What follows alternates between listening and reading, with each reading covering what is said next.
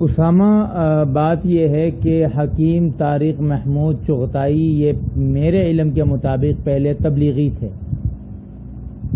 پھر ان کی حکمت وغیرہ یہ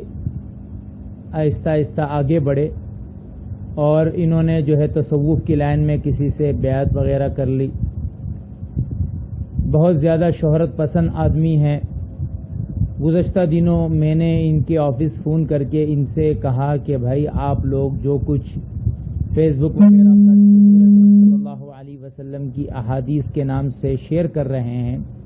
بھائی اللہ کے لیے اس میں احتیاط کریں۔ یہ بہت ساری موضوعات، جھوٹی روایتیں آپ لوگ لے کر آ رہے ہیں، یہ غلط ہے۔ تو بجائے اس کے کہ وہ لوگ اپریشیٹ کرتے، مجھ سے تعاون کرتے، انہوں نے ٹالنے والی بات کی، آپ ایسا کر لیں تو ایسا کر لیں تو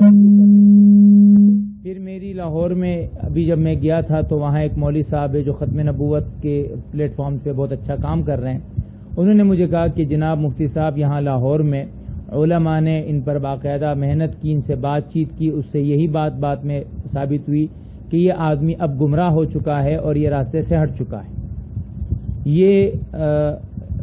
نبی علیہ الصلوۃ والسلام کی ذات اور دین کے متعلق فضول طرح کی باتوں اور چیزوں کو پھیلانے میں لگا ہوا ہے،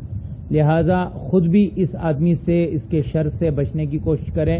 اور مسلمانوں کو بھی اس کے شر سے بچانے کی کوشش کریں۔ یہ آدمی اب صراط مستقیم پر باقی نہیں رہا۔